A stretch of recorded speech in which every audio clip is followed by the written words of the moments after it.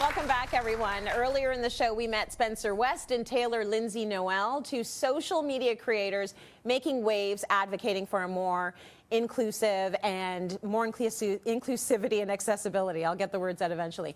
So we're going to chat with them about how they navigate the world, how we can be better allies. That's what I'm interested in to the disabled community. Spencer and Taylor, welcome back. Everyone give them some love. You both are very vulnerable on your social media. You talk about your personal journeys. You give us a lot of information about what you go through on a day-to-day basis. So how do you handle people asking invasive questions? And Taylor, I'll start with you. It's certainly not the easiest thing, but I have decided to create a platform where I want to be that approachable person because I know that people have so many questions. And I also had the experience being able-bodied beforehand and now having a disability. So I am a little bit empathetic to people who do have questions but don't know who to ask. So I am that person, you can ask me, but that is not the journey for everybody. So it's something to be mindful of. Do you ever have to take a deep breath and just be like, Lord, help me through this one? Almost every day. All the time. Almost every day, yeah. But deep breathing really helps. Yes. Okay, Spencer, I see some comments on your posts, and I mean, you're great because you bring them up yourself. People ask you, how do you go to the washroom? How do you have sex? All of these things. If that happens in the public sphere, like how do you handle that? Yeah, online I make really funny videos about it just to like break up the absurdity about these questions that disabled people get all the time that you wouldn't ask a non-disabled person. So when it's in an educational space like that, I've set that up, or how we're here today with this conversation, I'm fine to address those things. But when I'm like buying my groceries, I don't want to talk to you about my body or about like my sex life or any of those things. Those are very personal things that you wouldn't normally ask someone else. Plus, when you're asking someone about their disability, oftentimes you're asking them to relive trauma in front of you. And I don't always want to do that with strangers. The other thing you mentioned, which I thought was an interesting point for us all to sort of chew on, was a lot of folks will say, well, my cousin also uses a wheelchair, and this is what happened to my cousin. And you said maybe we shouldn't be randomly throwing around other people's trauma as well, as an attempt to try and connect with you. Yeah, and there's always this like little bit of like a weird thing where it's like, do you know them?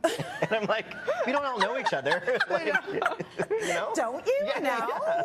Okay, well, I want to know, what do you want people to know about you? People might look at you and make certain assumptions, but what do you want people to know about you when they see you and meet you?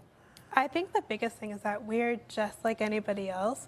We have the same wants, needs, desires. We go out, we have fun, we have friends, we have sex lives, we have relationships. We get married, we're business people. We are everything that anybody else can be. And our bodies just are a little bit different.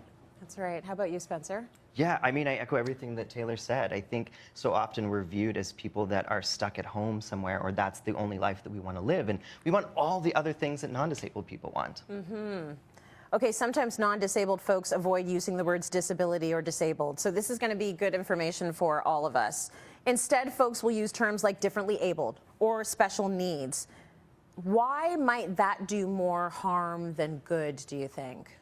Well, I think disability isn't a negative word, and we've been taught that, and we're trying to sort of reframe what that looks like. For me, I prefer the terms disabled or non-disabled because statistically, we're all going to experience disability at some point in our lives, whether that's temporary or permanently. Yeah. So this is something that everyone it'll touch their lives in some capacity. So I think if we get comfortable using those terms, and then we hear terms like special needs, for me, I'm like, these are just basic human rights. They're not special.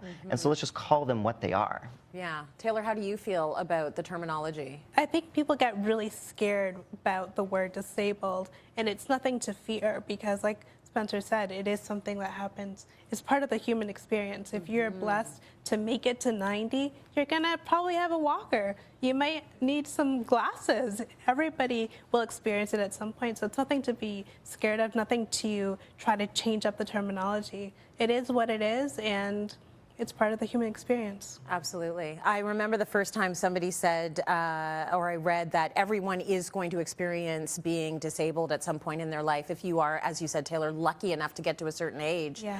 Things like glasses are disability aids. All of these things are part of the human experience. So instead of making it very divisive, we all need to be working towards making the world work for all of us, because we are all going to be there. So diving into the marginalized groups a little bit, I want to talk about intersectionality. There are many things to think about when it comes to intersectionality. So Taylor, how does your identity as a Black disabled woman, how does that inform your life?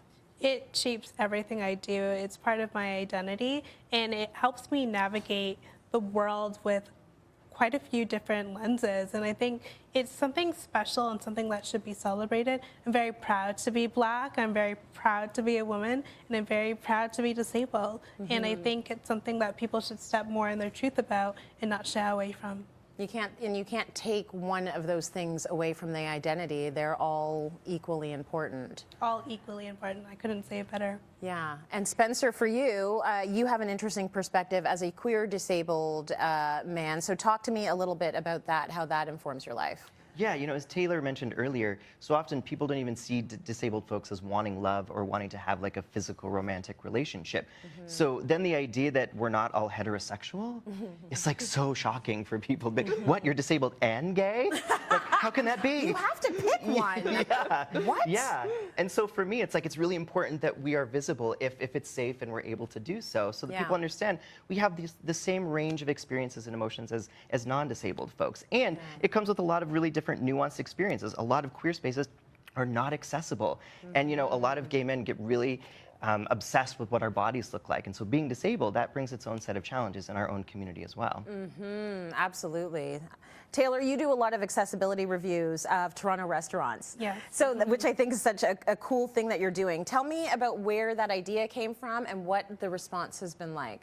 The idea started in COVID when my friends and I were dying to go back out, like so many of us. Yes. And we kept talking about going to one place. And it was because that one place was safe for me. I knew what the accessibility was like. I knew what to expect. And I was sick and tired of going to places and showing up and not being able to access the spaces. But I decided to kind of take on that challenge of, if I put this on video and people actually see what I go through and what Spencer and I go through when we just go out for a regular night out, they might be a little bit more empathetic and open their eyes to, wow, we really aren't as accessible as we think we are. And that kind of started the ball rolling and how Access by Tay got started. And it's been a really, really fun year and a half of putting the spotlight on accessibility. Do you find, do you think you're moving the needle at all? I think you will, but you already are. Yeah, I've noticed real life change. I've seen it with restaurants that I go back to, and they've made the changes that I've suggested. I think just even having the conversation, the space, and the platform to be able to talk about this is moving it in the right direction for sure. Beautiful. And Spencer, you have actually highlighted on your page a few times where there's the promise of accessibility, but the reality is it's not working out. People don't respond very well to some of the tips you've been giving the general followers. So talk to me a little bit about what you might find when you go out, expectations versus reality, and why do you think people are responding, how people are responding the way they do? Totally. So one of the things that I say, if you really want to be an ally to the disabled community, if you're in a space where there's stairs or an escalator or an elevator, and you can physically take the stairs or the escalator, take those and leave the elevator for us, because that's the only option that we have. And the same if you're in a washroom, if there's an accessible stall and you don't actually need it, leave it for someone that does. But when you say that to folks, it's very jarring. People get really angry about, how dare you can't tell me what to use and what I should or shouldn't be doing. Yeah. And when you're questioning someone's privilege, it's jarring and it's scary because they've never realized that that's something that they've been taking for granted their whole life. Yeah, it's just interesting to me that the reaction is anger. Totally. Because I understand things being jarring, and I understand seeing things from a new perspective for a second, but I don't necessarily understand why it's going to be a pushback of rage. Can it be a moment of silence, maybe, to think about things and to rethink the perspective? Like, I could go into a little bit of a rant about social media right now because I don't feel like it's become a space that welcomes nuanced conversation. And I don't feel that different ideas are put out there, that we've lost sort of arguing in good faith. So things get very low very quickly. Yeah. But it's interesting that that would be sort of people's reaction to that. And maybe we can talk a little bit about when you do go out into the world and things are not working out the way they should. So a lot of businesses will say, it's accessible. You're going to be able to get to where you need to. And the reality is you can't.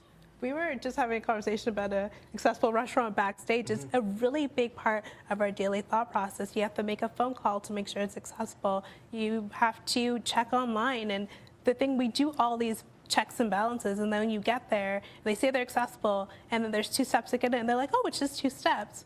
It's like, no, that are you going to lift 500 pounds? And no, I don't want you to touch my wheelchair and lift me. You know what I mean? There's safety precautions when you do things like that. And it could really derail somebody's entire day. You have nurses that you plan your day around. You have taxis that are almost impossible to get in the city. And you finally get to the place and it's not accessible.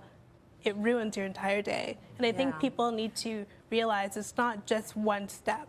Yeah. It's really making the entire space not accessible to people like us. Thanks to both of you for all of this and just so many takeaways. And I think it's a conversation that we need to have several times on the show. So Taylor and Spencer, thank you so much for sharing with us and being so candid all the time. We're learning.